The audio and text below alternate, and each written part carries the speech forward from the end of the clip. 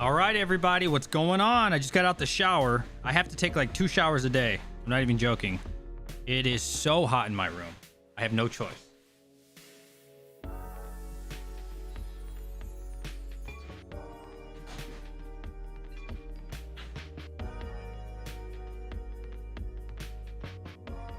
Looking for my DJ Mind shirt.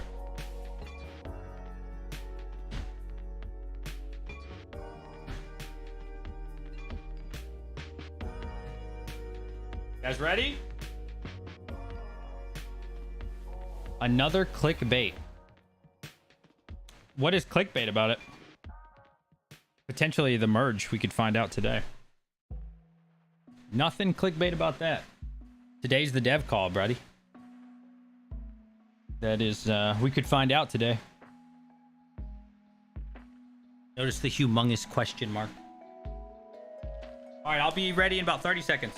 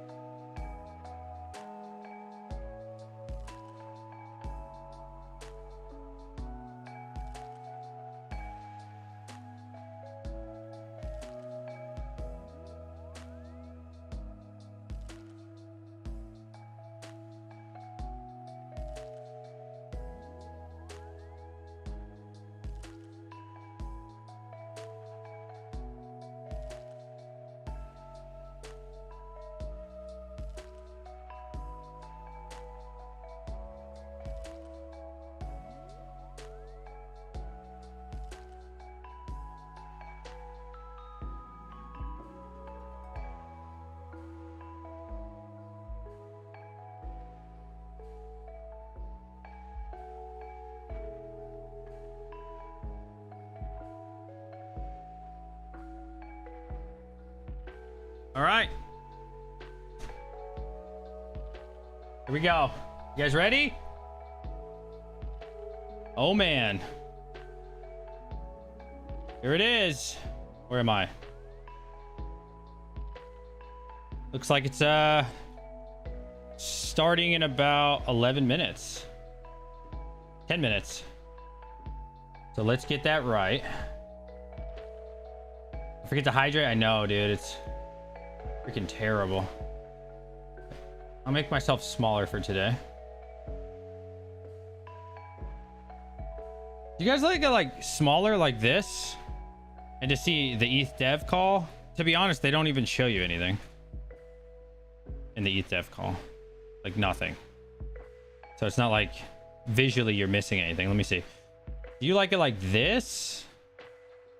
With me in this corner or even smaller? Or do you want me to be the full quarter panel like this? Which is better for the viewers, guys? Which is better for all of you?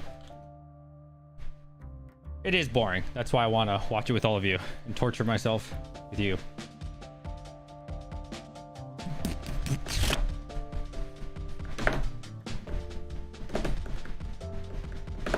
Just don't forget, they don't show anything. So it's not like you're missing anything visually.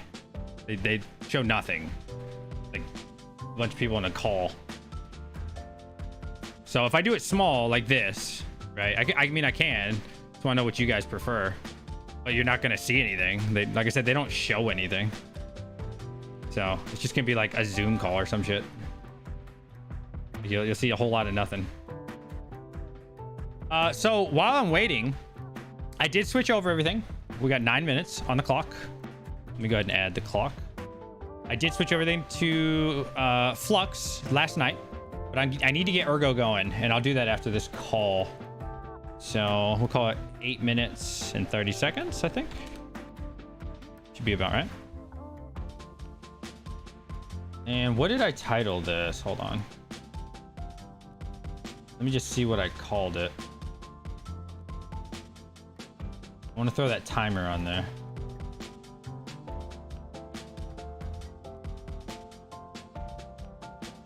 Dev call. Might be timer left. Oh, nope. That's not it.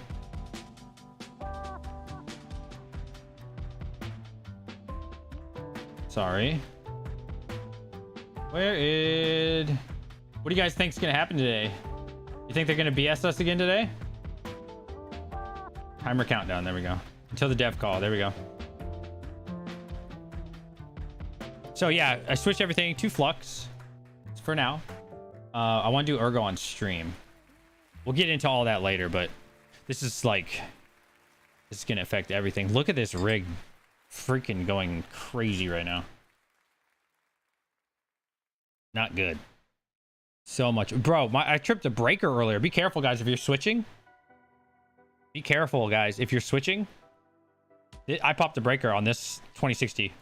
I had it set to 0 because usually on Ethereum it's running like 90 watts. This thing went up to 180. There's 2 rigs in that room. Popped the breaker. I had to tone all these down. Like these things just shot to like almost 200, all of them. It's crazy, bro. Yeah, we'll mess around with Ergo later. While we're waiting for the dev call, we'll talk about the great hash rate migration. What's up? What's up, buddy? How you doing? I was just watching your premiere in the shower. Or listening to it, rather. So this is saying it's predicting we should get 21 coins. Earlier it was 40 coins or 37 or some shit. So a lot of people must have moved to Flux. So we're at like 4 kilosouls. I don't know how you call that. Yeah, of course, dude. You know, and I'll watch it again. 134 people waiting for the merge today, guys. What do you think's gonna happen? Now, fair warning, if you've never watched a dev call, just like the last video when we did it 2 weeks ago, I watch it all. I torture myself, so you don't have to. But today, I figure it'd be a lot more fun if we torture ourselves together. So we can poke fun and, you know, hang out. And then 12 o'clock should be the Red Panda mining stream. This should end by then, because these dev calls are about 2 hours. Or no, about an hour and a half, I'd say. About an hour and a half. So see. 5, 10. Their timer's a little quicker than ours. Or slower. There we go. So, yeah, Red Panda will go live at noon. Him and I were talking about possibly doing a dual stream. We talked about like 2 days ago, though. So, I don't know. We'll see how it goes on this stream. I want to make sure everybody gets their time to stream, you know. Hit the like button. Yes, if you haven't already, hit that like button, man. We're trying to bring you as much news as we can on this channel. Subscribe for all the updates that I possibly can. I do have a full-time job. You know, I work a lot. So I do what I can for you guys. I work 12-hour days when I do work. And then I come home and, you know, I grind it out, man. That's how I do it out here, so. Is this clickbait? No. What? Nope, not at all. Nope. This is happening in 4 minutes. The dev call. So we're going to see what happens. We're going to see what happens. Gotta finish Hiveos video. It's a good one. Yeah, hell yeah. What's your work? I work for the government, we'll say. I work for the government. I think I'm going to stop telling people what I do. I'm just going to start saying I work for the government. So, we will find out today. So I work 60-hour weeks. Manage the family. Manage the farm. So, we're, we grind, bro. We grind. I do play a little bit of video games at night with some of the boys, but we work hard, man. We're getting it. We're getting it, man. Keep your job. Yeah. So yesterday, Alec, I don't know if you watch me normally or you just got lucky. Do you guys know Meet Kevin? Meet Kevin from YouTube. Him and what's that big guy's name from Florida? Ben. They did a live stream yesterday, and you could call in. You had to pay $30 to call for advice. And both of them are like insane levels of wealth. And yeah, I called them, and I was on their stream yesterday. A couple thousand people watching. Meet Kevin has like almost 2 million subs, and then the other guy has like 400K. But they both buy an insane amount of real estate. Like Ben is actually a lot richer than Kevin, even though Meet Kevin's YouTube presence is way larger. But Ben, forget his name. He's an awesome guy. I mean, if you're soft or you know, you don't have thick skin, you're not going to like him. But if you're not a pansy, you'll really enjoy his content. That guy is funny as hell. And he buys $30 million hotels. Not even joking, like multiple. He'll buy a $50,000 house or not house, like a company, or I mean, I don't know. He'll buy like the whole shopping mall in rich places in Florida, and you should really watch him if you haven't. But anyways, I called yesterday, and yeah, I asked him for advice. Ben, the older dude? I mean, he's not that old. Hold on, let me see. Ben, Tampa, Florida. This guy's awesome. This guy, Ben Mala. Look at this house, bro. That's the house he lives in. 16.5 mil. But yeah, I called yesterday, him and Meet Kevin, and was on their show for a little bit. I mean, wasn't invited to the show in that way. This is where they live. This huge house. It's like the biggest house. I've actually seen this before. I used to live in Tampa. So these guys are no joke, man. So I felt like it was worth the $30 because I was like, yo, I'm trying to get a house. What do you think, man? Like, I've been looking for a house so bad. And both of them were like, don't buy. Heck no. Market's going to collapse. And that's what I've been saying. That's what I've been preaching. But you got to understand, you know, I'm just a middle class guy like a lot of people that watch, right? And to hear it from them, you know, and it was obviously a lot longer than that. Like, the conversation was like 5 minutes. But it was great hearing it from them, man. Like, these guys are no joke in the industry. So, you know, I got a lot of insight for them, and I was very thankful. And Ben used to be in the Army as well. So Ben was active duty, and so he understands the Army to some extent, and so I really appreciate hearing him, because if you're not in the military, never been in the military, you don't really understand. You know what I mean? You might see some movies, which is very unrealistic, by the way, but yeah, he's prior service Army, so I really respect what he says.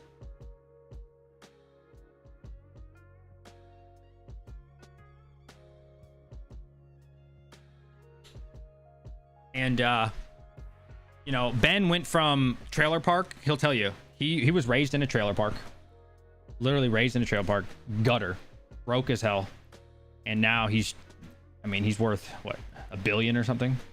You know what I mean? You can do it. And he was a guy just like me in the army, you know, and it's like, wow, dude, call me next time. All right, here we go. Dev call, y'all.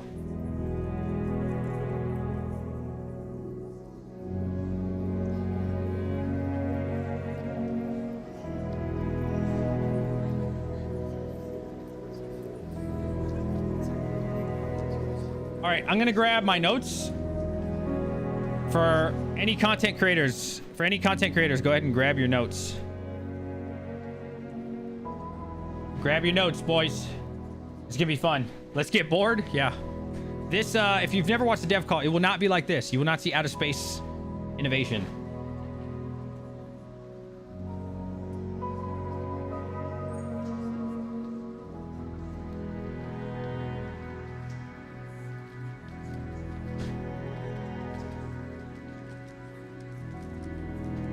All right, got my pen. I'm ready, boys. Let's take notes. Let's find out about the merch. Hopefully. 183 viewers, guys. Hit that like. Hit that like. Join my Discord. Check us out on Twitter.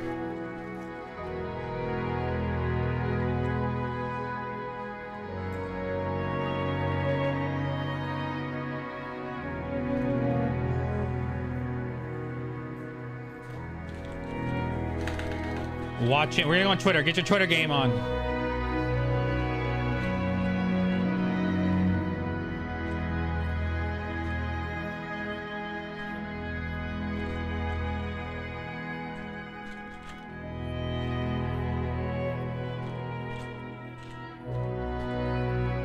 The great.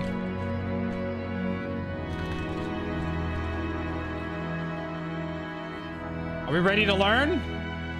How loud is this music? This is super loud in my ear. I'm ready to learn. We probably won't learn much until the very... just like all the other dev calls. But this is something I want to do every 2 weeks. I want to do this for you guys. And yeah, it's fun. It's not fun in that sense, but we can... It's like watching a quarterly earnings call for a stock that you like, you know what I mean? You just got to watch it, you know, if you're an investor and things. And I think it's important to watch. You have to watch that boring stuff. Can you guys hear me okay over this? Wait, do they need another 9 minutes? So they had a countdown and now they have another countdown. Okay.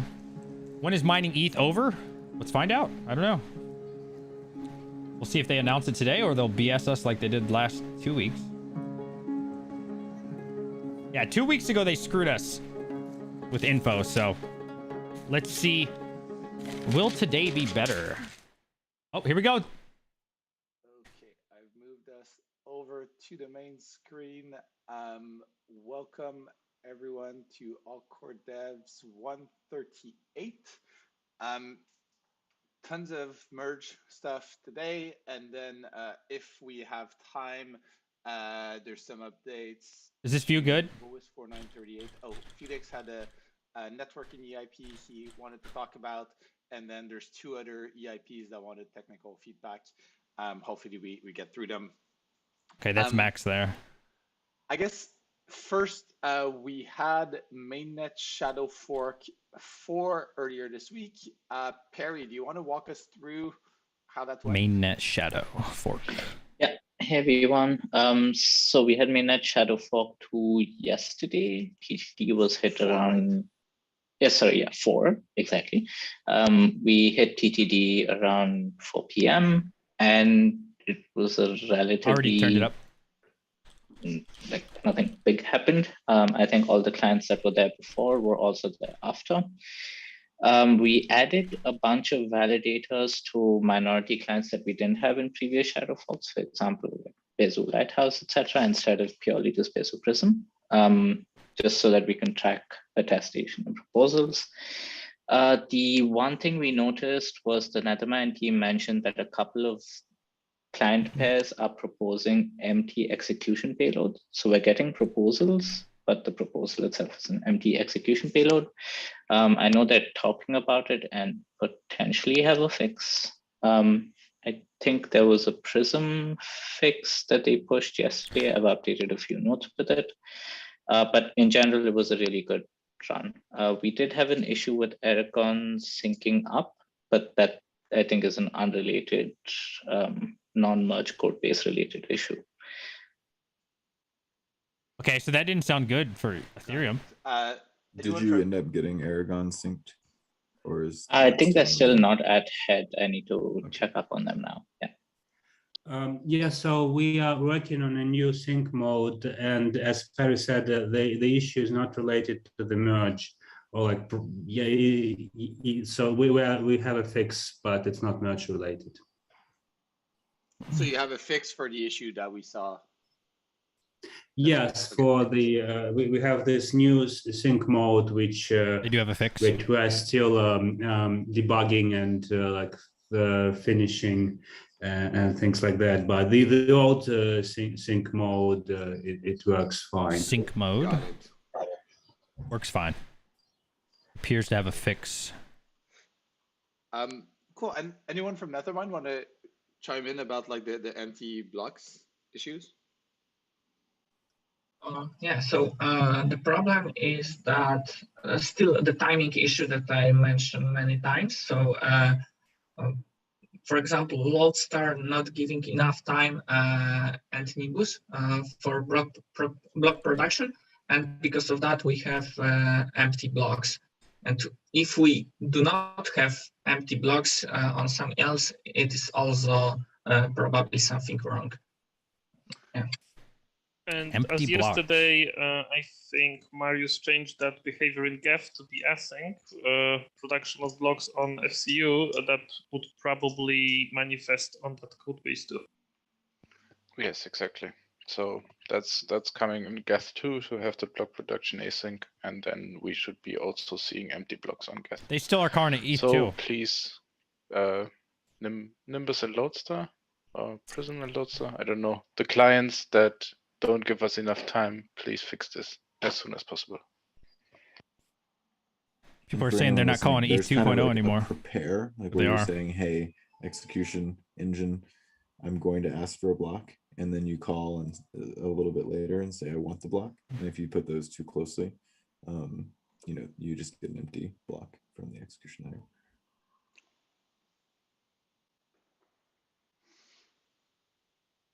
Got it. Anything else people wanted to discuss about the shadow fork itself?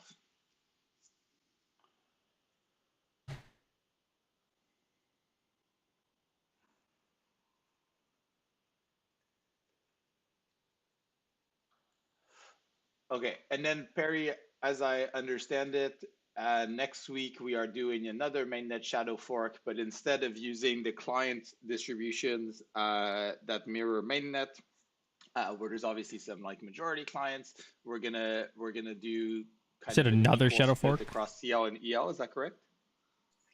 Exactly. We're just going to do an equal split, and I think the plans to have the configs out later today. Awesome.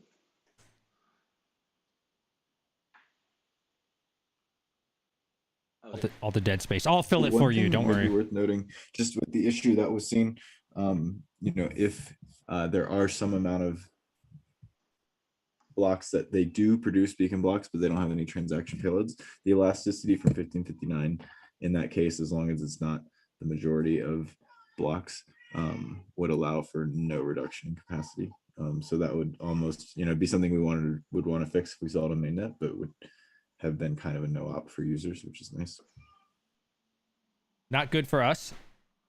Not good Right, for you us. get slightly slower inclusion, but you don't Right, produce the right. throughput. Yeah. But that would discourage client diversity. Yes. Yeah. Yeah, I don't mean it's a good thing. I just mean that it's not that bad. It's not a good thing. It's just not that bad. Okay. I'm not going to write that down. That's not a big point for me, I think. Anything else?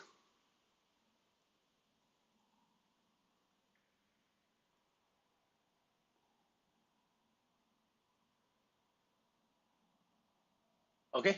Next up on the last call, Mikhail, you had a request for comment about like an engine API status response when the merge transition block is invalid. So I believe we just went with like the third option you proposed. Do you want to just give a quick update there? Yeah, we just figured it out, and it's now in the spec. It's been merged like a few moments ago. So yeah, invalid terminal block hash is now replaced with the invalid status plus latest valid hash pointing to all zeros block hash. In this way, it's like less complexity for CL client side, and I don't think that it adds any complexity to EL as well. And also it helps to fix the blind spot, which is mentioned in the RFC that we previously had in the spec. Cool. Any client teams have thoughts or comments on that? I think, Go ahead. yeah, I think the change is fine. It's just like I was a bit surprised that we did this change, and so like these changes should not come this late in the pipeline, and they also should be communicated better. Otherwise, Agreed. I'm fine with this. Agreed. My one comment is to have Hive test for this change. Yeah. I'm sorry, what change did they talk about? Yeah, that makes sense. I agree. Anything that is being changed right now is primarily only related to edge case errors. But even in that case, I would prefer to not.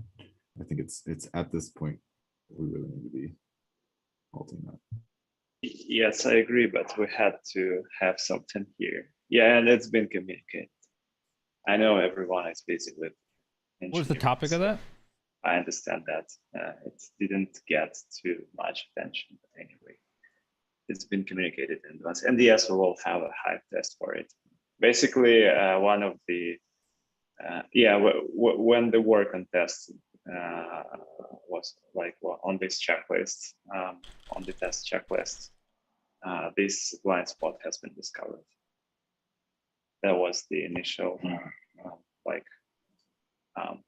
reason to have this kind of change. Is he saying Hive test? I can't tell with the accent. Hive test? Okay. Any other thoughts on that? Yeah, I just my thinking is that when do we finalize the engine API? So because for like will it be finalized for Opston or for which testnet? Because we should say, okay, this is we have merged all the pull requests that were under consideration. The engine API is final, like mark have a release. Give us some time to like double check that we do implement the final revision, because it's otherwise some things might, like with so many clients, we will get. This is sounding bad for the devs. Not that I'm a dev, but that doesn't sound good. Yeah, I think we're at the place where we should probably put up a PR that's called a release candidate and not have anything go into it unless it's heavily discussed and noted by client teams. And that release candidate would probably stand until we're pulling the trigger on choosing mainnet. But I think that release candidate should be up for review pretty much now as we're trying to make decisions on Robston. Are there other things that we anticipate needing to change with the engine API now? I think it's more or less final. The right couple of things that in terms of like clarification, so it's not like changing behavior or whatever, but I think we can do them shortly. So there were a couple of requests to clarify responses in some cases, and like safe block hash set to zeros should not be responded with any errors. This also should be clarified in the spec. But that's like that's not the update in behavior, and InDesign with risk clarifications. I think we can do that and then cut release. Quite Okay. straightforward. So we don't expect any other kind of semantic changes, basically. What did they change? They We changed don't something unless it's like right before the necessary merge change. is basically what they're complaining Obviously, you about. find a bug or an error, but yeah.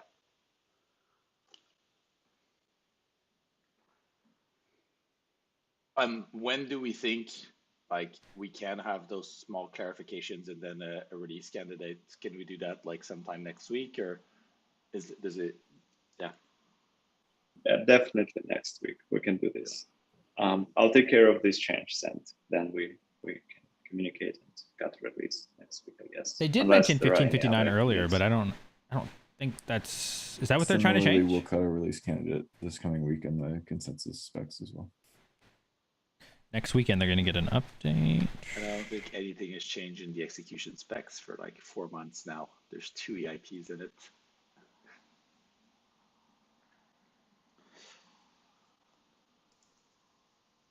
Yeah, EIPs are pretty stable.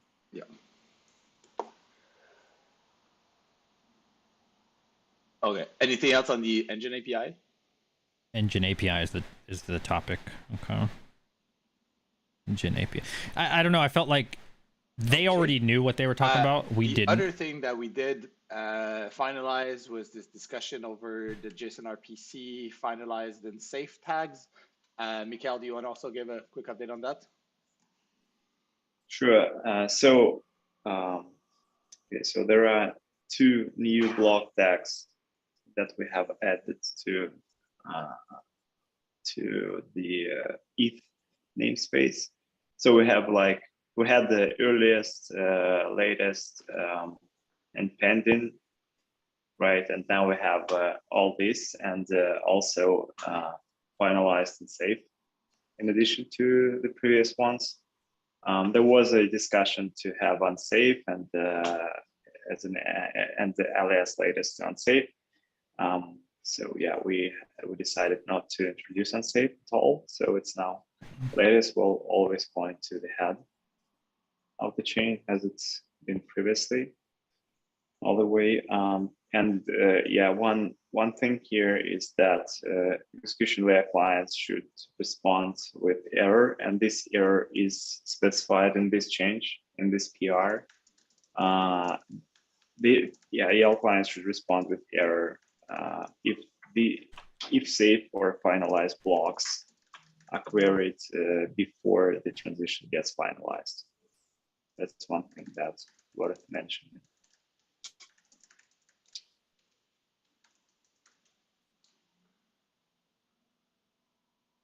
Any thoughts, comments on that? No comment. Yeah, Gold, there's a lot of issues with Hive, bro. Like a lot of issues on the day of the great hash rate migration. Or great hash rate migration. Next up, so yeah, we are kind of getting close to testnets. And then one thing to note there is that while Goerli has an existing beacon chain associated with it, Prater, Sepolia and Ropsten do not. And there's been some discussions over the past couple of weeks about like, how do we structure those chains? Danny and Perry, I know you've thought a lot about this week. Do you want to give kind of a quick update of what you're thinking for both Ropsten and Sepolia at this point? What's Ropsten and Sepolia? I actually don't know what that is. So first of all, naming wise, I think we should just call them Ropsten Beacon Chain and Sepolia Beacon Chain. Ropsten Beacon Chain. Ropsten and Sepolia. I think that's easy. The Ropsten, as far as I understand, will be support will be deprecated probably after this in the order of some amount of months. And so doing that, there's 2 options. One would be, have a conservative size validator set, just kind of get it up, get it going. With an open validator set, or do a permissioned validator set with the ERC20 contract. Based on some discussions, I think doing an open one is most beneficial to the community, and we can start with just 100,000 validators that we control, and community members can add, and it would be unlikely that the community members would add so much that it would disrupt, you know, the stable backbone that we've added.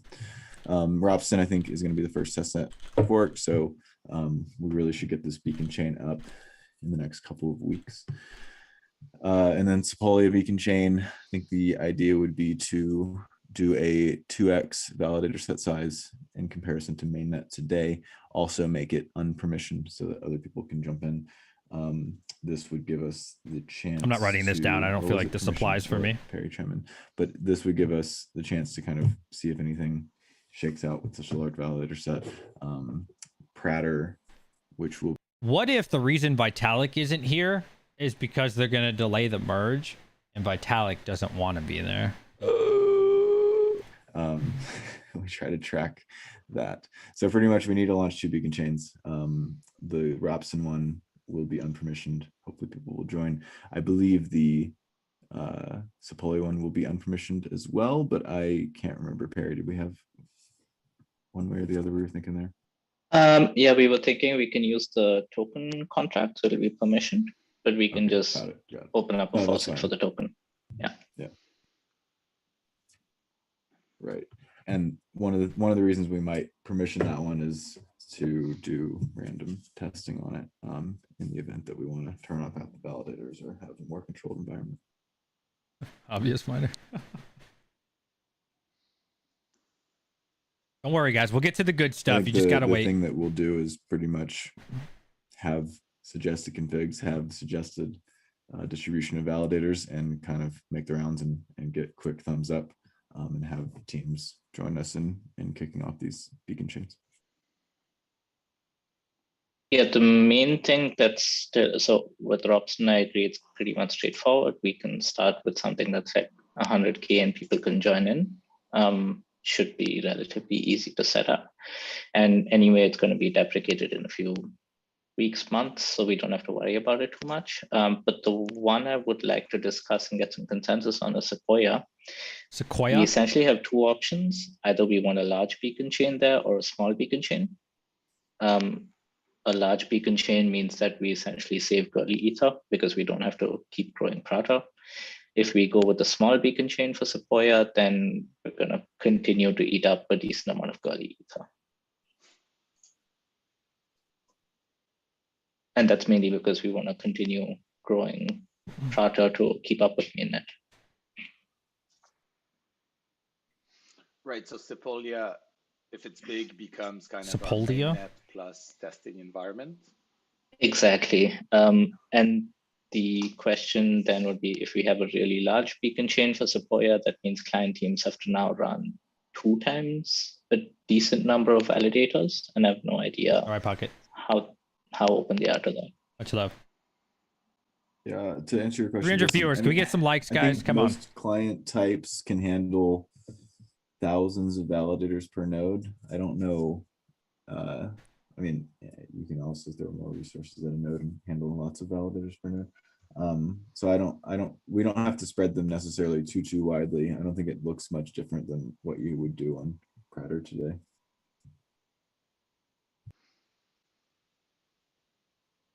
Yeah, definitely. It wouldn't be that different from what we have from Prater today.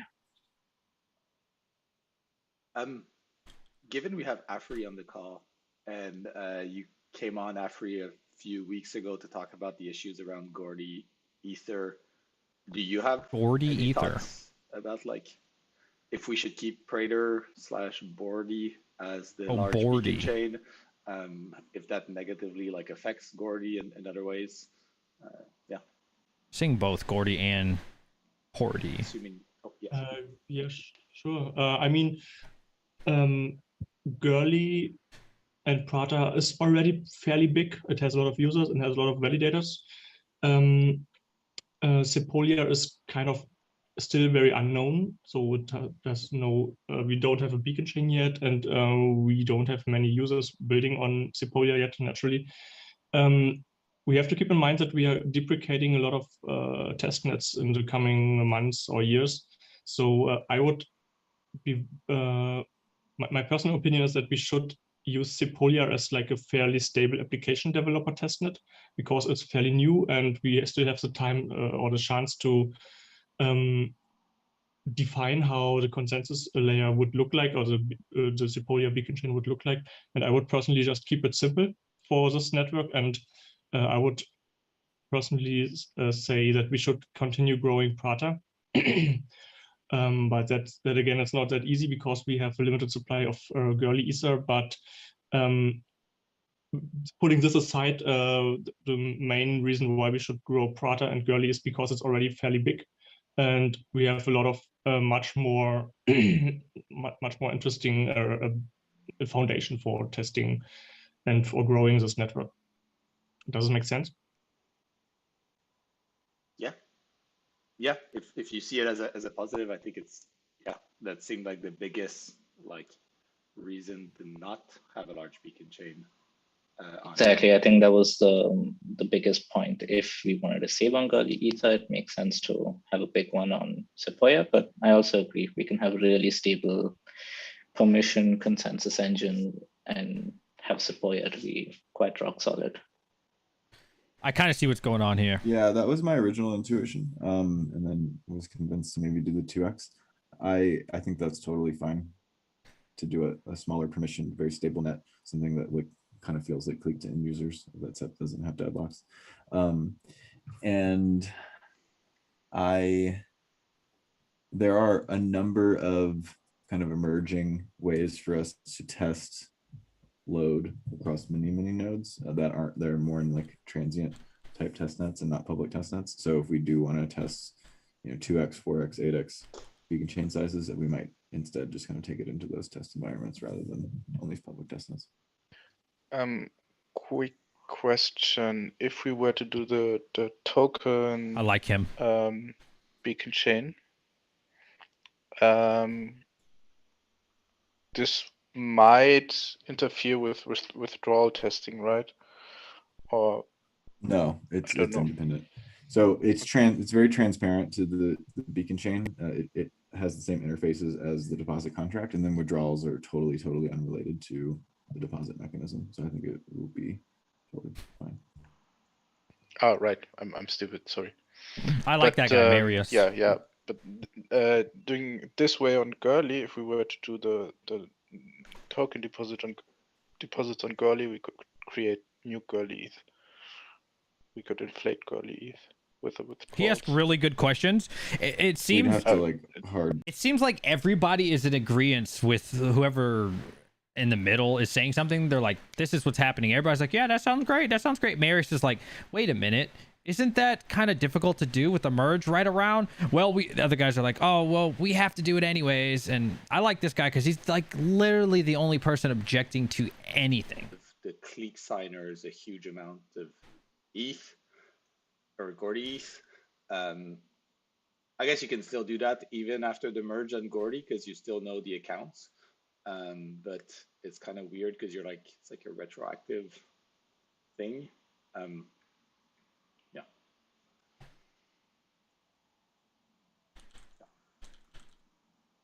Okay. Anything else on the beacon chains? How long would it take to set it up? Yeah, I was thinking of maybe setting it up on Monday or Tuesday so clients could already bake in releases.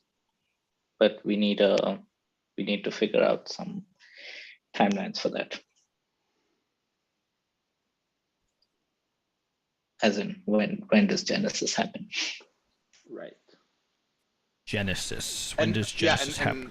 And not only Genesis, but also how we want to run through Altair and Bellatrix, right? Right. I would suggest on RobSim, we just kind of make it happen very quickly in the sequence of the initial 100 epochs. And then maybe for the Sepolia one, plan it a bit more like it's an event. It's a thing that's happening. Run your node before it happens. Okay, for the Sepolia and then the Gordy. Yeah, so on RobSim, just kind of Gorley, we'd have to schedule anyway. What's the difference between Sepolia and Porty? So I can figure that out. Right. And then that means that if on Robston we want this close kind of upgrade of Genesis, Altair, Bellatrix, we need the TTD for the Bellatrix upgrade, correct? 안녕하세요. 한국어 있나요? 네, 만나서 반갑습니다. 저는 DJ만 씁니다. Okay. Yeah, so if that is a complicating factor, then you just launch the Rupson network now, and then shift it to the upgrades when you know. But yeah. But I guess that would the distinction on what to do there, I would defer to when we're having a Rupson upgrade conversation, which I think we're having soon. Yeah, I guess, yeah, just before we go there, any other like concerns or thought about the general architecture or setup of the two beacon chains? Dying in here, bro. So hot in here. Fuck, I'm dying. Okay. Okay, yeah, Perry, thanks for the summary in the chat. So Robston is 100K validators plus unpermissioned for people to join, and Sepolia will be more like 20K and then be permissioned, probably with an option for people to join as well, if maybe like not as easy. Yeah, exactly. We'd have a bunch of tokens, and whoever wants to join needs to ask us for tokens. Right. Yeah. Yeah, but then more stable, obviously. Great. No bomb talk yet, guys, unfortunately. Okay, so yeah, I guess you know, on the last call we kind of briefly talked about Robston, and I over the past 2 weeks, like I've tried to talk with the different client teams and testing teams, and it seems like my general impression is like client teams don't have like quite stable releases yet, where there's still like some kind of open issues that they're looking at. There's still kind of some failing Hive tests here and there. And so it's clearly not like a spot where the code we would deploy today is what would go on mainnet. That said, Robston is basically like a kind of testnet we intend to deprecate. And one thing we also talked about in the past is because these upgrades are like a bit more AC's broken. hands-on for node operators, where previously they would just like download a new version of whatever client they're running and upgrade that. Now they need to like figure out, you know, running an EL and a CL in parallel, and making sure that like that whole setup works and that their infrastructure still works and whatnot. It might be worth moving Giannis and a bit Tekopov quicker than we otherwise would, because then you get people like you give people like another chance to try the software and make sure that the overall setup works. Even though obviously like what's going on Robston, what would go on Robston is not what would end up going on mainnet. We'd probably still have like some bug fixes and whatnot. So I guess I'm curious, you know, how do people generally feel about that? Do we feel like it makes sense to do Robston, even though we're, you know, still kind of working heavily on testing? Do we prefer to wait? The validators need to figure out if it works. The risk there is potentially, you know, we might have to push back the bomb. But that might still happen, obviously, if we find an issue, a critical issue at any point in the process. Potentially push back the bomb if they find problem. How people feel about that. Push back the bomb. So Nethermind is fine. The only potential issue is that it will take us a bit to release a version that we could use on Robston. So depending on the date, we might release version, let's say, a little bit late, of course, before the merge on Robston, but a little bit later than usual. Okay. And what does late mean, just to get like a rough feeling? What does late mean? I think it would be in 2 to 3 weeks we can release a version that we would go to Ropsten. 2 weeks is probably doable, Okay. but not like in a week, Okay. not like in a few days. 2 to 3 weeks potentially. So for Geth, we want to create a release anyway next week, and if we have the TTD for Robson, we can bake it in. There are a couple of open PRs still to merge for the merge stuff, but those are only like minor issues that were found by Hive, and so it's like not really relevant to the node operation and to the testnets, and so we can bake them into the release, or we can also just release them in the release afterwards.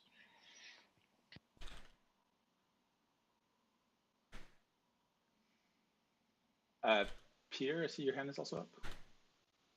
So just wanted to add that also I kind of agree with what you've said previously, Tim, that this hard fork is a bit special in that all operators need to do a lot of extra work to figure it out and to set it up. So I am very, very supportive of the idea of forking Ropsten, let the shit hit the fan, and Forking that everybody Ropsten. kind of figures out what it actually means to be part of this merge network, and then see where we go with the rest. So I think it's a good idea to fork Ropsten early before making any commitments on the other ones. 3630. Got it. One thing I'll also add on that front is I think for mainnet, there's a world where like the hash rate is, you know, potentially going down and whatnot, and we may want to fork, like to have the TTD happen quicker than like the block times we set usually happen. So I think that the thing we also want is like to train people in a way so that when mainnet comes, they're able to upgrade relatively quickly and maybe a bit more than like in a normal upgrade, just because it's hard to estimate the TTD, especially in a world where the hash rate is all messed up. Besu, Aragon, any thoughts? Yeah, Besu, similar to Geth, we have a release, regular scheduled release next week, and if we have TTD configs, we should be able to bake Ropsten merge into those configs. We also have some failing Hive tests that we're working on, so we want to get those as sorted out as quickly as possible. Our release is planned for Wednesday of next week. So Wednesday next week for depending some on when we have testing. TTD configs, I think we should be able to get that baked in. I think they'll be able to do it though. Sorry, Maris, you were gonna say something as well? Yeah, it's really unrelated, but I think we should think about moving the Sepolia fork up a bit, because it's relatively hard for solo stakers to set up nodes on Ropsten and Gurley, because they have to sync so much, and like giving them the ability to test on a newish testnet so that they don't have to sync too much might be a good idea. So you would do like Sepolia before Gordy or even before Ropsten? No, I would do Sepolia before Gurley. Okay. Okay, we can definitely consider that. Yeah, once Ropsten has survived the merged. Aragon, any thoughts? Well, next week I'm on holiday, so we can. We still have quite a few things missing or like not fully implemented for the merge. So we haven't updated. We haven't updated to the very latest engine API. And also we have a lot of tests failing in Hive because the click mining is not set up there, and also I haven't fully tested our sync performance. It's quite a few things, but we can provide kind of a raw alpha version if the TTD is known. Okay. Goes on vacation next week. And Still have a I'm lot of curious testing. on the CL side, like I see there's like some prismatic people here. I don't know if there's any other CL team present. There's more people than can fit on a Zoom screen right now. But yeah, anyone from the CL side have thoughts? I pretty much agree with what everyone said. So yeah, no thought on my end. Prism Labs. I don't have direct answers from the rest of the teams, but we have talked as though this was very likely to be the next step and to happen around now. So I don't expect much pushback or any pushback. Yeah, no issue from Teku side, I think. Okay. And so I guess does it make a difference? Like, so it seems like Geth and Besu can pretty much release something next week without too much issues. Nethermind still needs like a bit more time, and then Aragon will either release something like right now, or then also needs more time.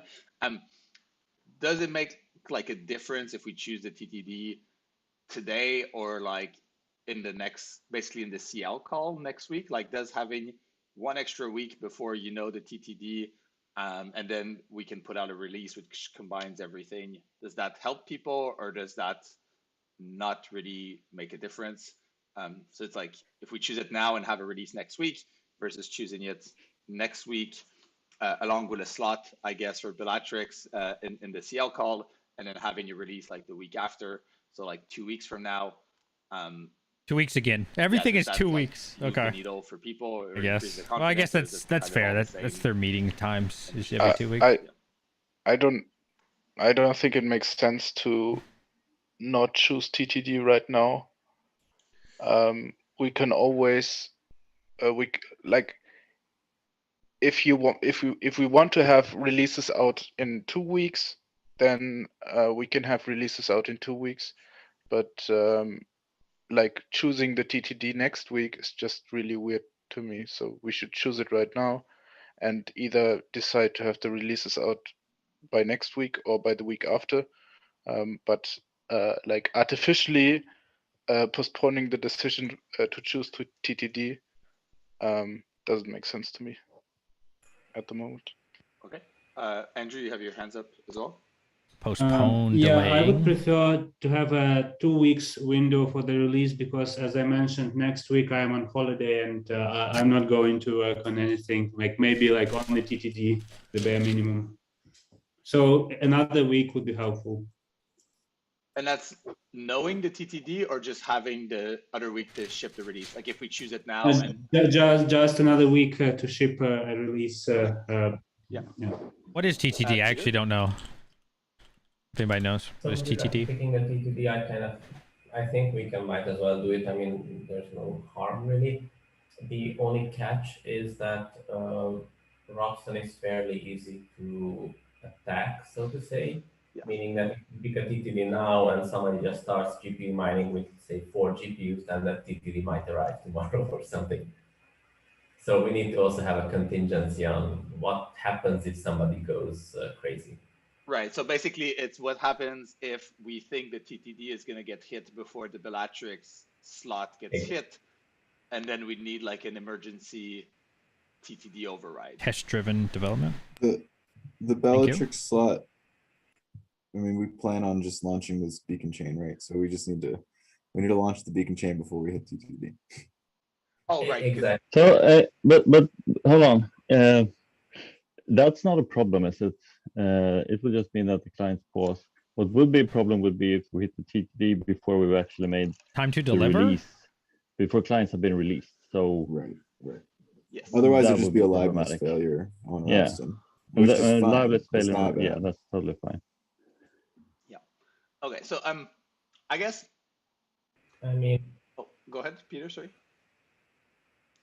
So if we, I mean, in theory, it's fine to hit the TTD before the beacon thingy. But if we're going to hit the TTD 4 days before the beacon chain launches, then you're going to have so many siblings at the top, so many sibling TTDs, and essentially when you launch the beacon chain, everybody will be on their own little chain. Will there be a bunch of sibling TTDs? Would the miners keep mining, or would they just stop mining? Terminal I mean, I will make one just for the fun of it. Yeah, we have But you might two of the if you Robston don't miners on this call. right. But if you're Yes. running a Robston miner, Bring a miner. it's just going to keep building on a single chain, likely, rather than making 100 little fork chains around TTD. So if you're running stock get code at least, then your miner will, as far as I know, will stop mining and will. Actually, that's a good question. I have no idea. No, I meant if you don't run, if you're a miner and you don't run the upgrade, which is the only reason you would stop. You wouldn't stop. No, you would mine the proof of work chain. You would continue. Yeah. Which would create a really nice stable TTD for everyone else. Okay. So once we have the releases out, you know, there's like the blog post on the EF blog. How long do we think we want to give people to upgrade their Robston nodes? Like, so, you know, we're basically like, yeah, so say like 2 weeks from now, we have a blog post that goes up and says these are the versions for Robston. Is like another 2 weeks before we hit TTD sufficient for people? Yes. Yeah. I think so. We should be getting the good stuff soon, boys. They usually do it around an hour, and they're at 46 minutes, so we're pretty close to the good stuff, I think. Aggressive and do YOLO it a bit just to get things rolling. Oh, Miguel? On the related topic, I would just like to remind people about fork next value. If we are deciding about forking Robston, I think it's also need to be decided what to use for the fork next value. Oh,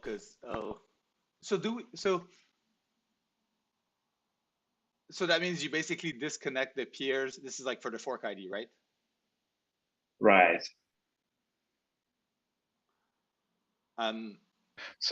So in theory, you shouldn't make any decisions based on the merge fork block. I know that in the past, some clients have implemented some stuff differently, like except for the fork ID change. And so we can set the merge fork block either before or after the actual fork. So yeah, it's also important to notice that the fork next, it was kind of like invented for this world where forks are scheduled at a specific block. So it might be better to ignore, like to not set it for the merge fork, like at all. Felix, we have a merge fork block specifically. That is not the fork where the merge actually happens, but that is only for the to split. Like I said, I know it's dry. This is how they always are. We're at 48 minutes right now, guys. And usually around the hour mark, they start saying the good stuff. Maybe hour 10. So we're getting there. The merges happen and we know what the actual terminal block hash is. We need to know what the block was. Yeah. We need to know what the block was. Yeah. I don't think it makes sense to set it before. We were discussing one reason to set it before is it will force users to upgrade their nodes because they will see that they are starting to lose connections like with other peers. But I don't know if like this is valuable to do, and I don't know if it will work as been discussed. And like the downside to it is that you will alienate all the people that are not upgrading, and this might include miners. So miners might be forked off from the network. Oh, that's not good. 49. So I think it's very little gain for a potential bad situation. Martin, I see you have your hand up. Yeah, I have a question / thought. So if we set fork next to a high value, that won't split the network, will it, until that high value has been hit? Because I was wondering if there might be any value in setting a fork hook next to some high value, just so that we more easily can determine on a peer-to-peer protocol level kind of how large percentage of the network is upgraded. Just yeah, I could see that see being it. nice for the problem. High value meaning like, I don't know, 6 months from now.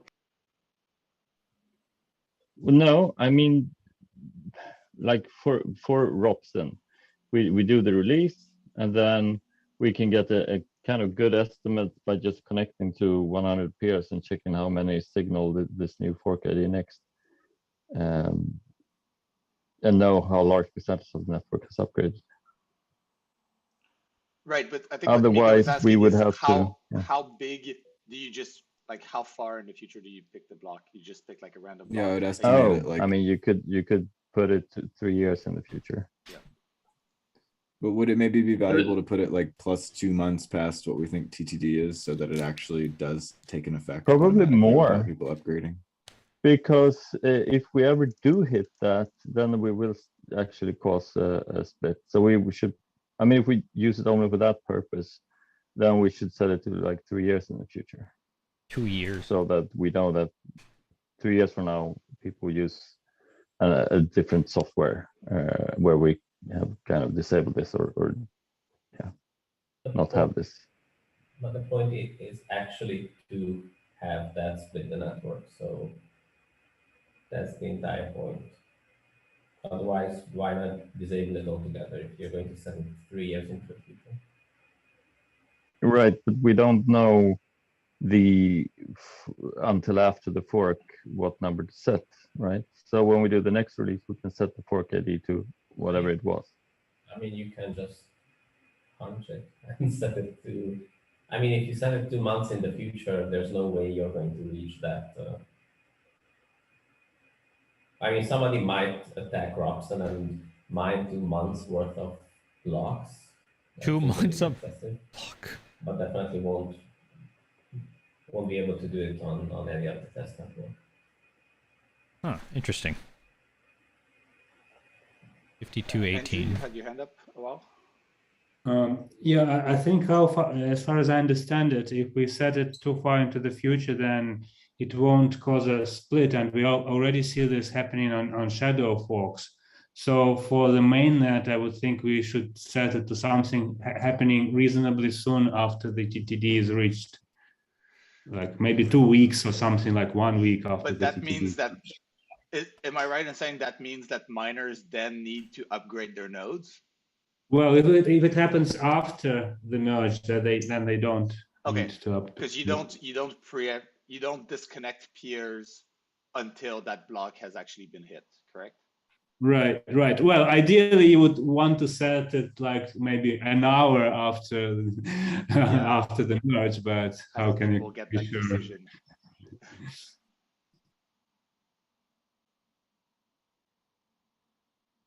A miner. What if is it possible to change fork ID to actually be based on the TTD rather than? No. No, it's not really designed into it, yeah. So it's designed to be a block number, and we cannot change the definition now because all the other software also publishes as a block number. Yeah. We could make a new version of the sort of like ETH ENR entry and things like that. Like we could just we can create a new system that like works a bit different, but then it won't really be supported by the older software. So it's like the goal. This is, we know that all of the nodes right now that implement the protocol behave according to the previous definition, and it's this one that is given in the EIP also with the rules, and they are based on the block number. So yeah, and we'd also be doing all of this work basically just for one time, right? Like there's no like we're not after the merge, basically we're not going to need this because you can keep using your block number. So it Nodes will seems like- continue. It just seems like a lot of course. work to basically solve for this edge case. Does this Right. block number need to be hard coded? Can we just, like, when we finalize the transition block, can we just use this as dynamic fork ID? No. So the problem with fork IDs is that the moment the fork passes the block number, all of a sudden it gets enforced. And anyone who tries to connect to you and saying that, let's say they are up to date with the network, but they don't know about this. I don't know. And so, given that, and it probably means that you want people to retroactively upgrade the fork ID kind of at the same time. Does it make sense to target a block number that's at least over a year out, so that when we have the next hard fork after the merge, we can update both fork IDs, so we can like update this fake one and we can update the real one to whatever the next fork block will be. Does that make sense? Because otherwise, if you have clients like changing it right after the merge and they don't already put out What is a releases at the fork same time, block? Is that a basically we're not fake block is what they're coordinating the hard saying? fork, then you might see some weird stuff happening there. This is kind of what we were saying, right? So it's okay, I think, to basically let's just try and work around the fork ID for the merge. So what the consensus that I'm hearing is the fork ID will just, like, it's a potential source of trouble with the merge, and it's also not possible to set the block number. So we just kind of want to ignore the fork ID for the merge, and like, why should we set it at all to something for the merge then? Well, Like, in order to like disconnect from the nodes, from the unupdated nodes quickly But you won't after the merge. if the yeah. Like if we were to schedule a new fork 1 or 2 months after potential TTD, then this would happen, right? Sure, but also 1 or 2 months is like way too long of a delay to fix the. Like, yeah, why not just make yeah. So Sorry, go basically, I think the fork ID will not help us with the merge. Yeah. So basically, we should just try to get the fork ID out of the way for the merge. It's not a regular hard fork in that sense. So it cannot, it should just not have we should just not use the fork ID. It's not possible to schedule it correctly. And we will just schedule it for the next fork again.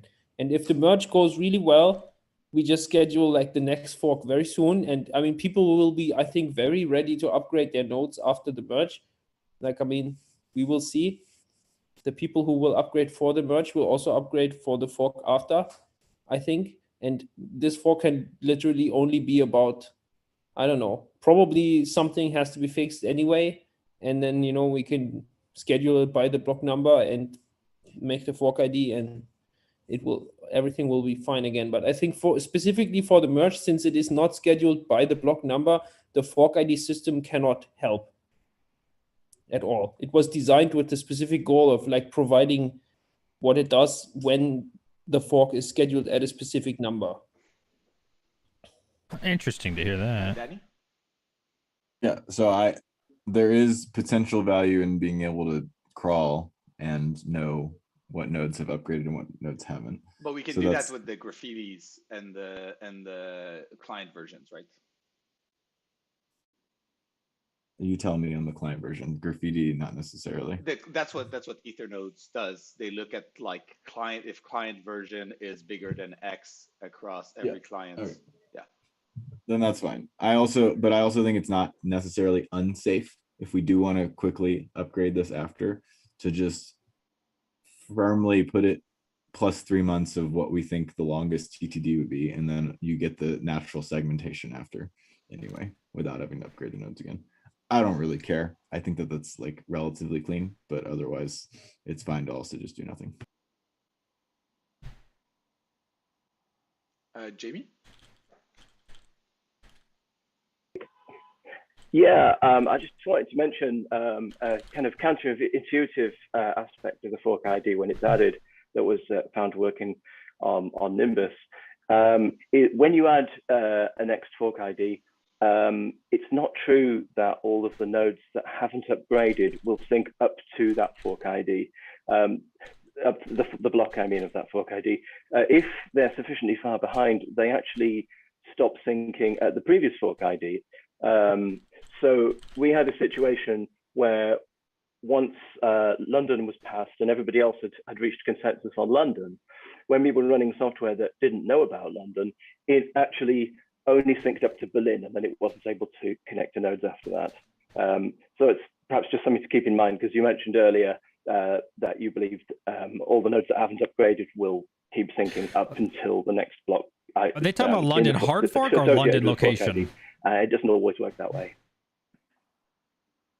Got it.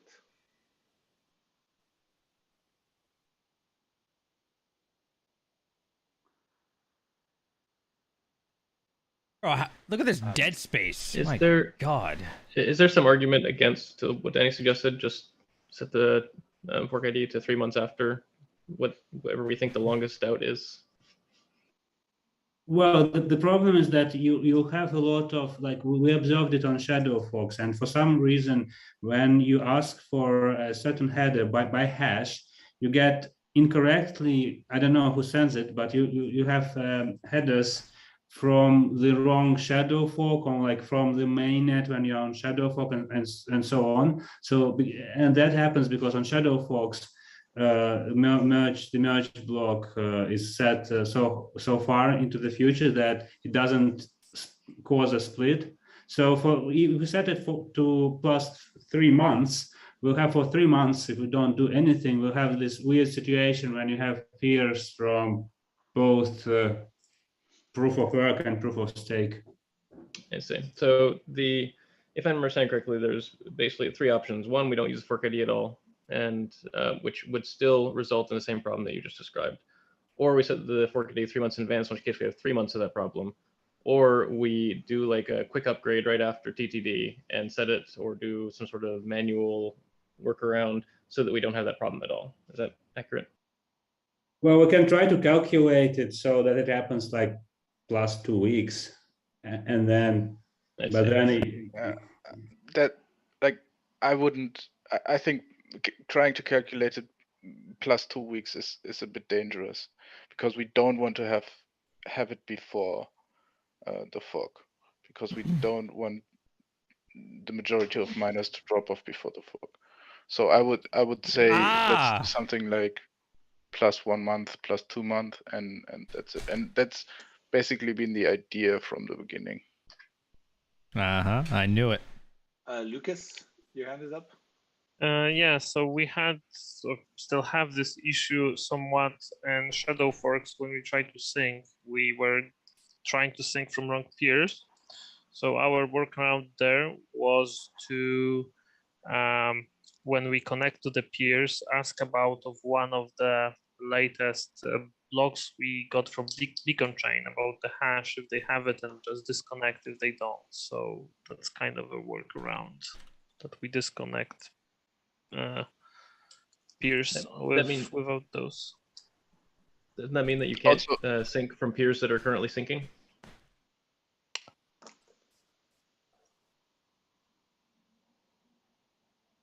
Yes, to some extent. Depends on their sync stage. Yeah, sure. Also, these issues on the shadow forks are only this like harsh because you have like 100 nodes on each shadow fork, but you have like thousands of nodes on mainnet. If you turn it around, and like most of the nodes are actually having the canonical chain, then you won't have these issues syncing from the wrong peers. Yeah, but I'm concerned because upgrading this time around is so much harder. I have a small fear in the back of my head that we will have significantly more people that don't upgrade correctly or don't upgrade at all, just because it's hard this time. Whereas previously, as you know, just update your Docker image, update your package, whatever. Now it's like, oh, I got to do a bunch of work. Maybe I'll just put that off and not do it. And so I'm concerned we might end up with actually a significant number of nodes not updated. So to clarify, we're asking only about the header. So currently, after the merge, everyone starts with syncing the headers like backwards, probably. So that's, we don't really disconnect anyone. That's after the merge. It's not good for them. In practice. Just to kind of try and wrap this up, does it make sense to try to just do nothing with the fork ID on Ropsten, see how that goes, and if we see that like it raises a bunch of issues, we can then try and do like a +3 month thing on Gordy and Sepolia and see how that goes. I think like Micah, like your concern about people not upgrading will be at its truest on Ropsten, because this is where people have the least incentive to actually upgrade their nodes. So like if it's all right on Ropsten and it doesn't cause any significant issues, you would think on mainnet they would also be right, because the stakes are kind of higher for people to monitor that network. If I understand correctly, we've already seen the problems it caused, and we know there's going to be problems, right? On mainnet shadow forks though, which are very different, because mainnet shadow forks, there's like 100 nodes that we control and like thousands of nodes that we don't. And so that means that just like statistically, the peers we get are all on the wrong fork from the shadows forks perspective, which won't be true. It might be true on Ropsten to like a 50-50 degree, but not to like 95-1 degree. Yeah.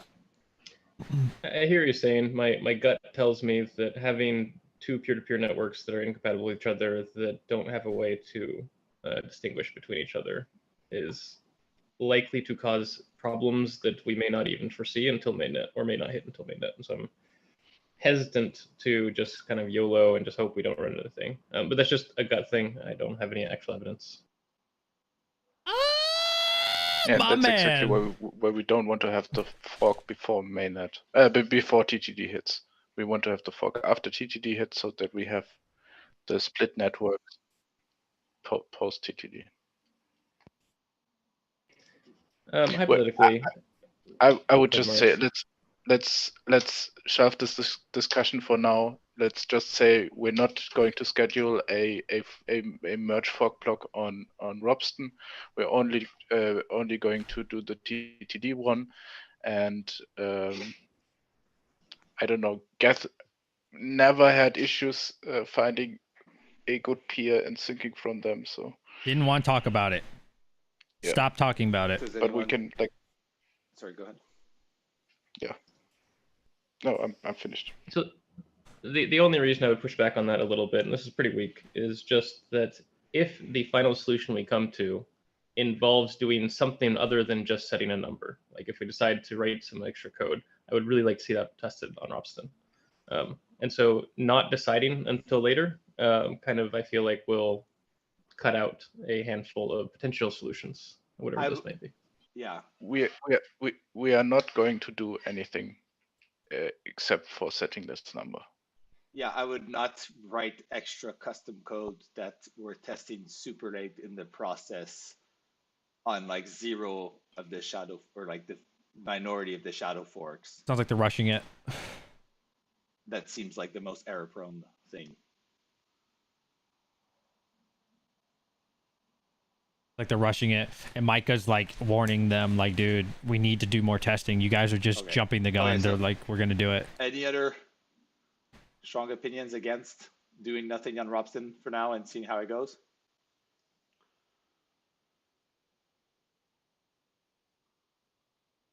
Okay, sold. So no fork next value on Ropsten.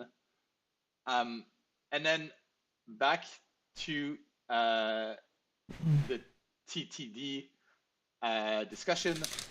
So if we say we want the releases for Ropsten 2 weeks from now, so that's like the week of May 23rd.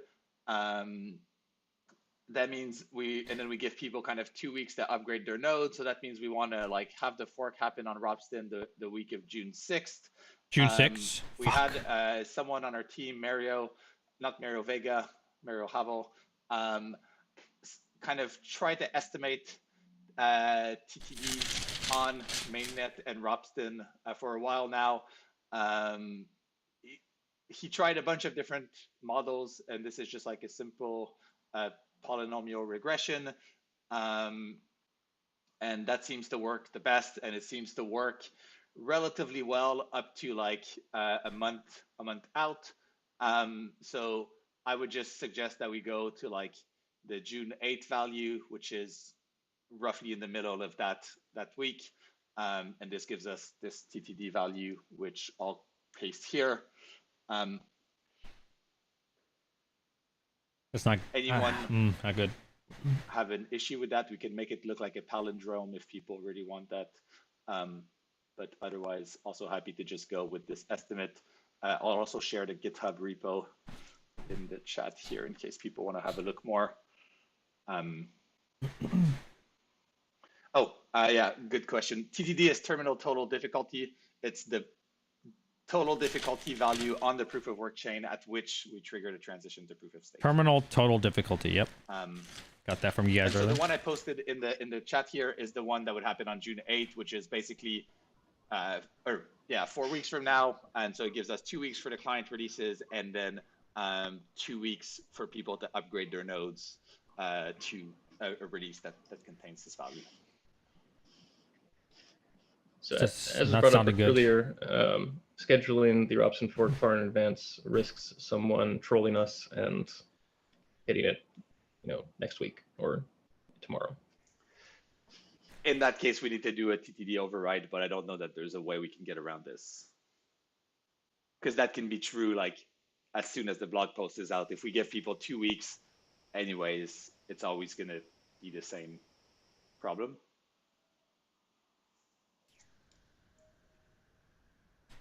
I mean, one option would be to just use the override exclusively for Ropsten. Like we just say, we're going to do an override. We'll tell you what the TTD is, 3 days before June 8th. I think that's really bad because then we don't exercise the real path. I see what you did there, Marius. Yes. Basically, that's exactly what we win. Yeah. That's exactly what we did on what we do on the shadow forks, and I think there might be a bunch of issues there. Yeah. Okay. You win. I concede. Andrew, do you have a? Well, my preference would be to postpone it to the TTD to the 15th of June. But if everybody thinks that it should be the 8th, I'm okay with that. But my preference would be the 15th. 8th of June. Anyone have a strong preference either way? I have a weak preference for 15th. I have a medium preference for 8th. PSU? Medium preference for the 8th. Weak preference for the 8th, but yeah, guess as well. So Marius already. What are the reasonings for 8th versus 15th? Like, why are people preferring one versus the other?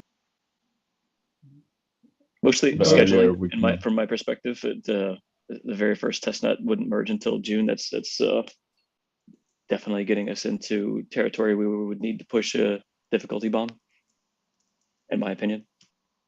Shit. That's probably true, but I don't think that pushing the difficulty bomb is that bad.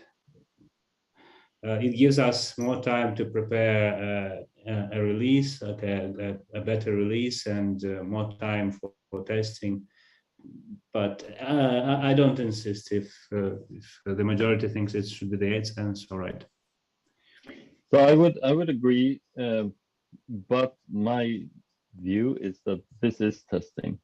If it were, I don't consider Ropsten a production network. It's a test network. So therefore, I think the sooner the better, because it gives us better testing for when it's for the real thing.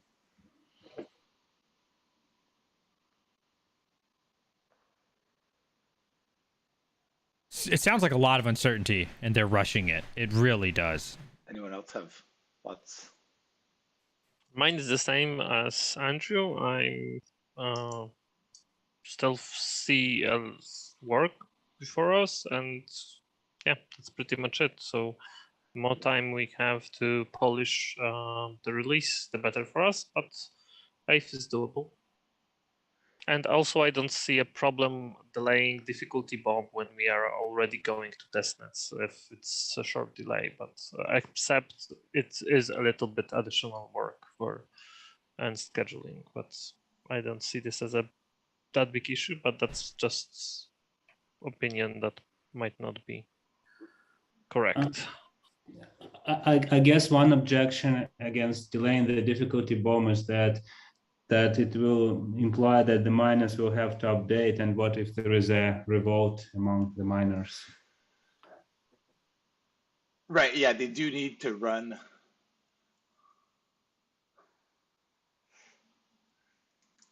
Yeah, so from my perspective, just to play devil's advocate here a little bit, us pushing the difficulty bomb indicates that we are going to delay the merge, which is good for them. And so that feels like something they would be on board with. Fair enough. Yeah, I can see both sides of this.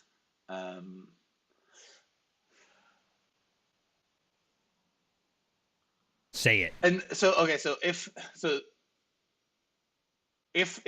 we did do like the June 15 rather than the June 8, it also means I guess both for like Nethermind and Aragon, you also want to delay by 1 week when we actually announce the releases, right? Because it's not just announcing the releases and having 3 weeks to hit Robston. It's more like we announce the releases 1 week later, and instead of announcing those releases in 2 weeks, we announce them in 3 weeks, and then we hit Robston 2 weeks after that. Is that correct?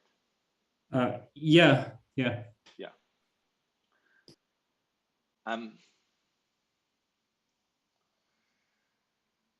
There's like a weak majority in favor of June 8th. Yeah, I don't know. Geth, Besu, do you have any updated thoughts?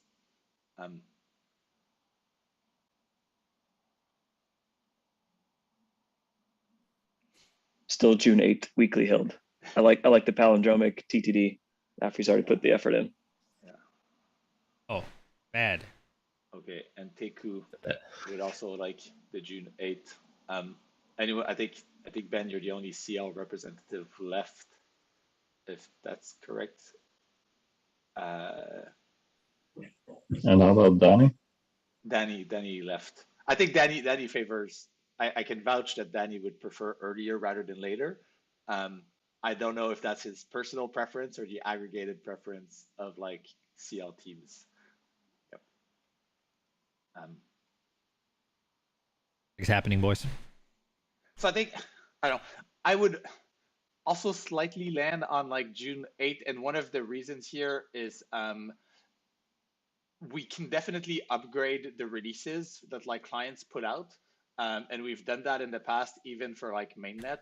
If you look at the London blog post fork, there's like a couple scratched out releases.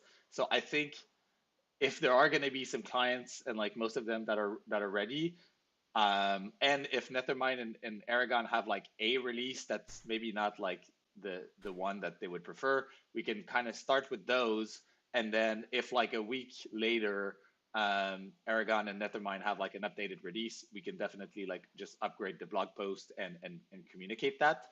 And I also think like if one of the things we do want to test is like people configuring their nodes, then if we do like the sooner the better, I think is good there, because we might find some issues that we're not aware of about just people running these client combos. And it's something where like I think the fact that the release is like a bit more polished probably is not like a huge deal breaker. So my weak preference is also I would rather get this into the hands of people to like try the like combinations as soon as possible, and then just like make sure that we also upgrade the release versions for Nethermind and Aragon as soon as there's like a new one. I don't know. Does that generally make sense? Yeah, it's fine. Okay. Doesn't sound good for us, I Correct, think. Lucas. Okay. Okay, so thank you, Afri, for the palindrome, which I was too tired to recognize. So I'll copy paste it here. I'll copy paste it here. I'll just share it in all core devs right now. So consider this the TTD value. I'll make it a proper upgrade to the Shanghai. Thank you so much, Cook, for the $10. Keeping the stream alive, baby. Repo. And the thing that clients on the CL side need to figure out in the next week is basically the slot heights for basically the June 8th, Genesis boys. for the beacon chain, and then the slot heights for Altair and Bellatrix based on this. Does that make sense? June 8th, boys. Shit. It sounds like almost everybody wants June 8th. Yes. Okay. Yep. Thank you, Marius. Okay. So there's 3 people who wanted to discuss EIPs that are on the call. I doubt we can get through all of them, but if we stay on an additional 5 minutes, we can give them each 5 minutes. Yeah. So first up, Felix, you had EIP 44938. Talking about Robston. Yes, so, and this can be really quick. So this is already like pre-agreed.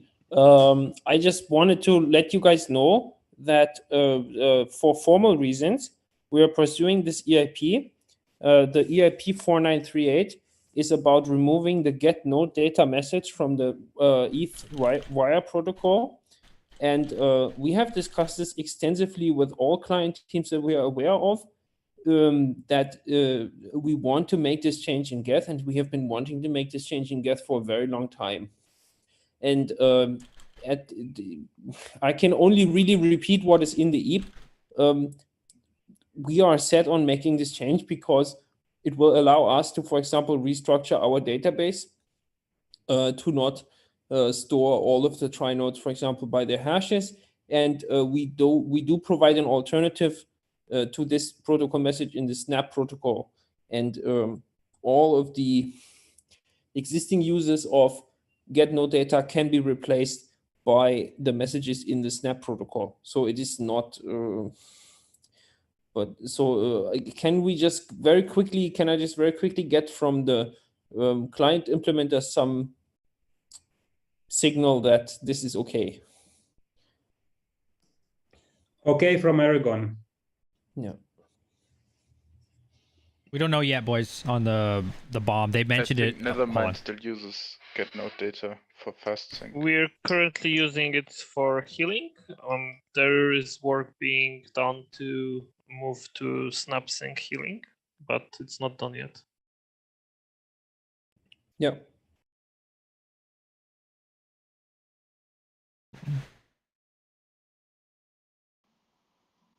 And I guess PSU will keep it for their other networks. Yeah, presumably we would be keeping that for. We should probably get back to you on that actually, because the SnapSync implementation that we have is pretty solid, but it's not really production ready yet. So we probably want to discuss before we have an opinion.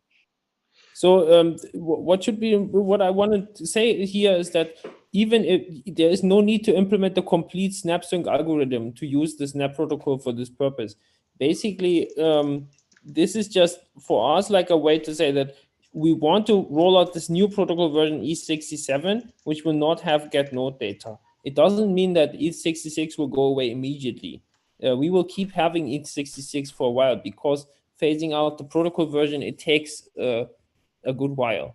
So all we just really want to do is basically move forward and define the protocol version 67, which does not have the message. We have more viewers and then than the later, call. We will remove version 66, and then it will become unavailable. So for the time being, ETH66 will be served by Geth, and I mean, I'm not sure. I guess all the other clients will serve it in the same way that they have been serving it already. For example, in some clients like Aragon, the message is not implemented. So yeah. So question mark, when would this go in, like in the timeline, and when get no data would be stopped serving, won't be served? Well, we can make some promises now.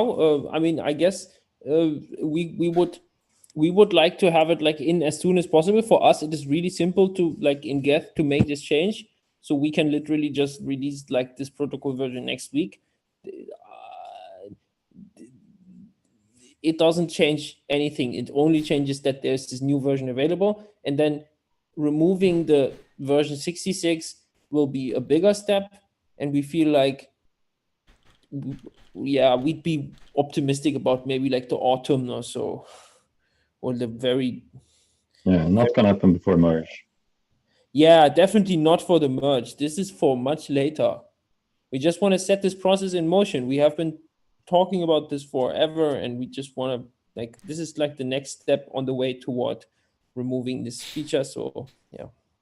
So in terms of defining the protocol as that, I'm fine. In terms of like phasing out ETH66, could we have a guarantee that we have a discussion before that?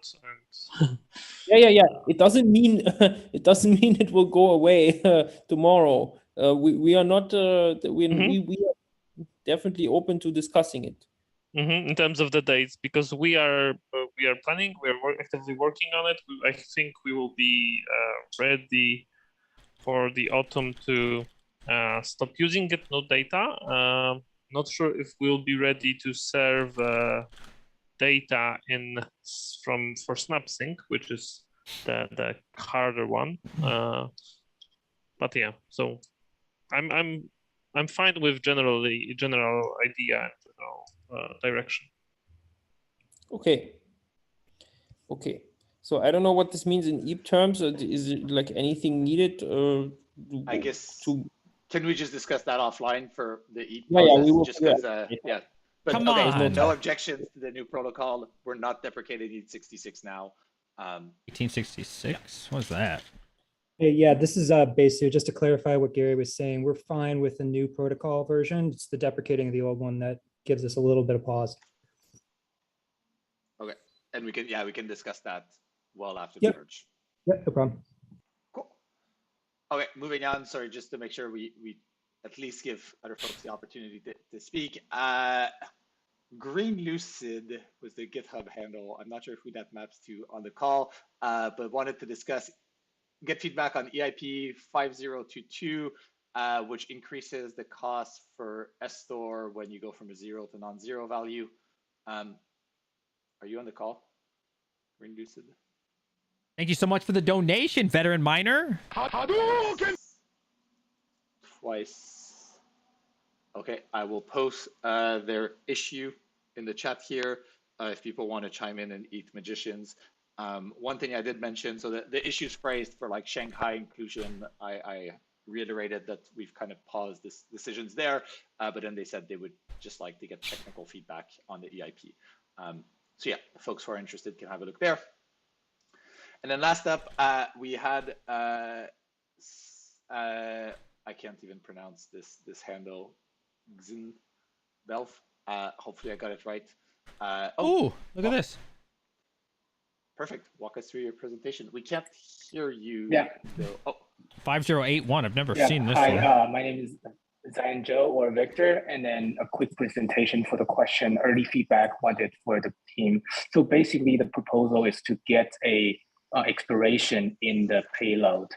And one valuable feedback I got from Mikhail is the potential of denial of hack if exposed to basically someone is possible to throw a very quick, soon to expire transaction and get it propagate over the network and cause a denial of service attack. Now, my question for the group, I know we're very. Go ahead. What's expired by? What is this expire by? It is expired by is a block number that like proposed that we add a new a field in the payload for a transaction. And for that block to be valid, all transactions has to not expire. So expire by is a block number requirement. Yeah. And then, so if let's say block number is 100, and then someone throws in a transaction with the 101 with a high transaction fee, and so it is possible that it get propagate over the network, but then soon to expire, and then within 101 and 102 didn't get executed at all, and could that cause a denial of service attack? That's the first question. And so I put a bunch of questions here. First of all, is that really a problem? Because for me, it's very natural that some of transactions become invalid in the network for various reasons. And expire by is just one of the reasons it comes invalid. And so the argument was that attacker can have very low cost to generate a cross network attack by have a low expire by number specified. But for me, my argument is that it seems like if they want to attack, there's also risking some fees. And so that's one thing. And the second thing is that I have some network layers of proposal. And my question to the implementer of clients is, to the client authors is that whether or not nodes are incentivized to adopt a counter DOS approach at all. I believe they are, but if they don't. So this proposal that this is your EP? Because it is 5081. I know that Nick Johnson once upon a time made an EP proposal about expiry on transactions. Yeah. I know this because I also made one like a year after and had forgotten that he had made one. So there are at least two previous attempts on this. I don't think there's anything like dramatically preventing that, like from a node implementer point of view, saying that, oh, we really cannot do this because then we get lost. Yeah, Micah made one too. I just think this has not been picked up because there have always been other stuff, more interesting modifications and transactions that have been on the table. And this has kind of been seen as a nice to have. That's I thought in the, 5 cents. I'm surprised you hear they say that, Martin, because I could have sworn you were the person that argued fairly strongly that DOS vectors from expiring transactions were a problem, because someone can span the network and be confident that they and not have to pay for it, and be confident that they won't have to pay for it if they can avoid getting included within, endpoints. No, I don't think I made that. So there are other transaction types which I rejected because for that reason, and there were, for example, the batch ones where you can do this kind of thing. But for expiring ones, I mean, we already have right now the case where there are like big activity, thousands of people sending in transactions, but instead of them being expired and can be rejected and flushed out, they just have to slog through the system in like days after this big event, and they all fail. They cost a little bit, but they just hog the bandwidth. So yeah, in that case, I think it would so be nice merge or what? Come on, get to the point. Let's go. I agree that expiring transactions are super useful, and I would love to figure out a way to get them in.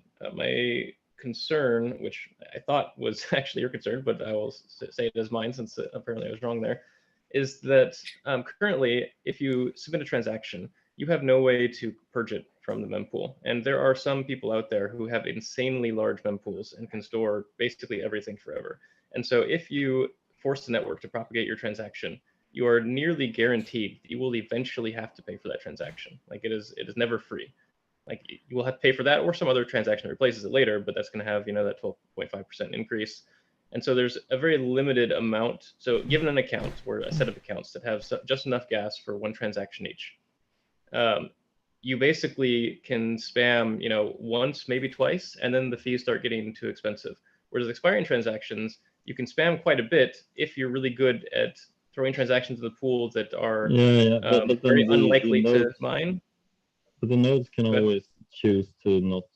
If he sees that this will expire in 5 seconds, it can just stop relaying it. Sure, but I mean, you could just have 1,000 accounts that each have enough gas for one transaction, and they expire in 5 minutes or 10 minutes or something like that. And I mean, if you're good with the base fee, you can look at base fee history, and you can do a little bit of math and figure that it's unlikely the base fee is going to drop, because this is a Monday afternoon. Monday afternoons, it never drops below 20 or whatever, and so just set to 19 or something. So sorry, yeah, we're already a bit over time, and so I guess what's the best place for people to comment? Do you mind sharing that in the chat as well? Swear to God, if they end this without telling us. Share on the it's magicians, which is also appear on the EIP discussion too, as usual. Okay, awesome. And one thing I'll highlight from the chat, Light Client had 2 comments about like 4337 and 3074s being ways you could also support this feature, basically. So it's probably worth to look at those and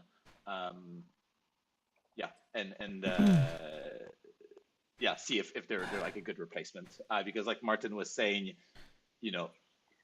even if there are no DOS concerns, there's still like a high chance that there's just higher priority EIPs that end up taking most of the work, and 4337 specifically is not the core EIP, so it means that basically clients can implement it and not require changes to the consensus protocol. And I'm pretty sure Nethermind already has support for this in at least one project. I see.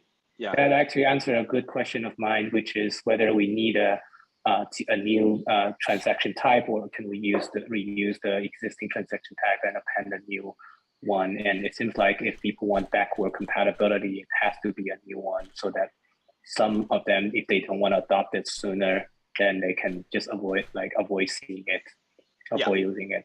Yeah, and yeah, I would recommend, Micah, if you want to share your EIP number. Yours was basically that, if I remember correctly. I don't know what that is. What is NT? Thank you so much. So that might be helpful to look at. Cove in the boy. I don't know what currency that is. Thank you so much. 2711. Thank you very much. We're already over time, so yeah, I guess we'll wrap this up. Unbelievable. Yeah, thank you for the presentation as well. This is the higher budget quality. Don't leave yet. They might say it. VIP presentations that we had. And yeah, thanks everyone. Thank you. Yeah, thanks everyone for joining. I've posted the TTD value in the Alcor Devs chat, so we can use that for releases on Robston. Seriously. And I guess we'll expect to put a blog post together sometime in the next 2 weeks. Wow. And yeah, and then we'll figure out all the stuff about the beacon chains for testnets on the Unbelievable. They freaking ignored it, dude. Done before them. Unbelievable, these devs.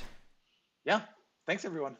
Unbelievable. I am making a scene. Thank you. Have a nice weekend. Bye. Okay. Are you serious? Are you actually serious? I just wasted an hour and 37. Well, I didn't waste. We did find out one good bit of information. Are you seriously? We're just gonna pretend like it's oh, car. All right, hold on. I gotta put some music on. I'm pretty upset right now. This is ridiculous. You're seriously not even gonna talk about it at all. You're not even gonna mention it. At least last week, okay? At least last week they did mention it. And they said, we don't really want to commit. This week, completely ignored. Like it didn't even happen. Utter ridiculous. I mean, this is crazy, man. Okay, so today is May 13th. The next one would be on the 27th, dude. At what point are you going to tell us? That's crazy. All right, I gotta use the bathroom. We just spent 2 hours. That is ridiculous, dude.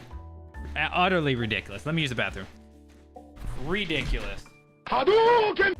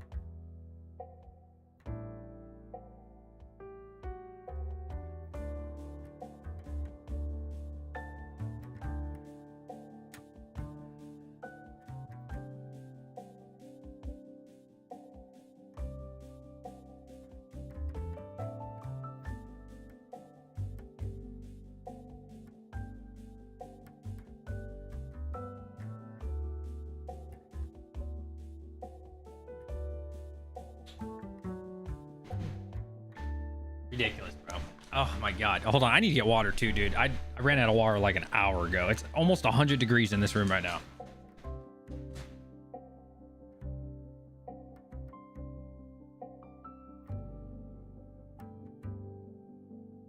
Hadouken!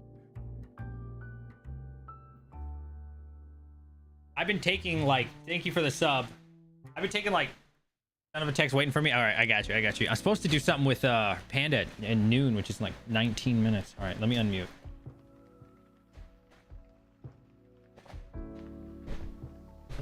That was ridiculous, bro. I'm so salty right now. Make sure you guys hit the like button.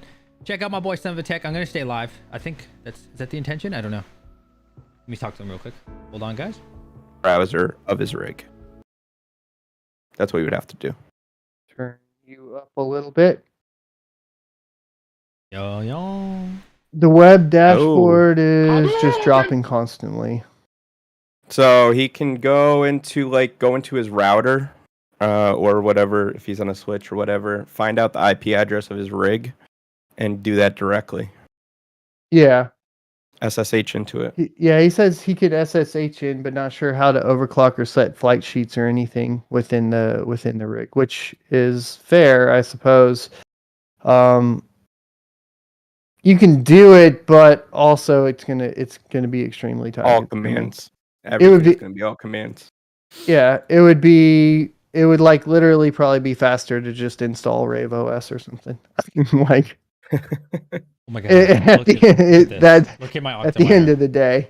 Oh my god! Hive has been having a lot of problems. War and Peace says that Savatech still possibility that more GPs are coming unlocked as the unlockers get more stable. There you go. Can you hear me? Yeah, I can hear you now. Is that DJ? Yo, what's up? Yeah, it's DJ. What's up, dude? Make sure you guys go follow DJ on his YouTube channel. Give him a sub.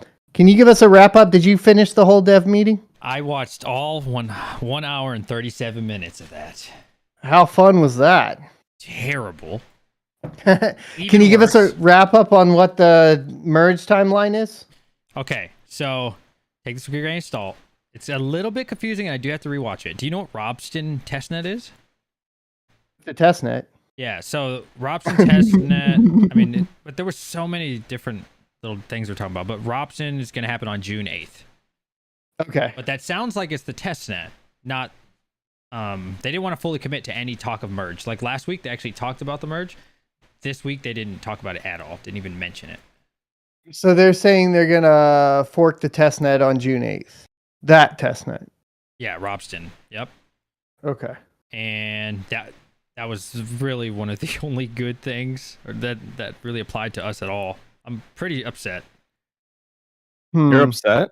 I'm pretty upset that they just won't commit. Like I said last week, at least they talked about the merge and they're like, we'll talk about it next week, which is now. And then this comes and then they don't even mention it. I think there's uncertainty surrounding it. That's why. Yeah. That's pretty much what it seems like to me. I'm like, it reports from the chat are saying that it's on, like the merge is on. There's definitely no difficulty bomb delay. So there's no difficulty bomb delay. And then when's the next meeting? Did they say that? It's in 2 weeks from now? Yeah, Two like the weeks? 27th. Okay. 27th. I think, and I mean, I could be wrong, but to my understanding, people were getting it wrong. They were thinking like, oh, the merge is going to happen. But I took it as no, Ropsten testnet is going to go live. So, okay. Well, then, I think we just have to wait another 2 weeks. Has Tim updated his Twitter at all? That's a good question. Usually he'll have some good wrap-ups that make it a little bit easier. I felt like they were really careful with their words throughout the whole thing, you know? And there was one or two people who said, merge, I don't want to talk about that. Next. Like, well, they get to me, too specific, you know? Yeah. It's scary.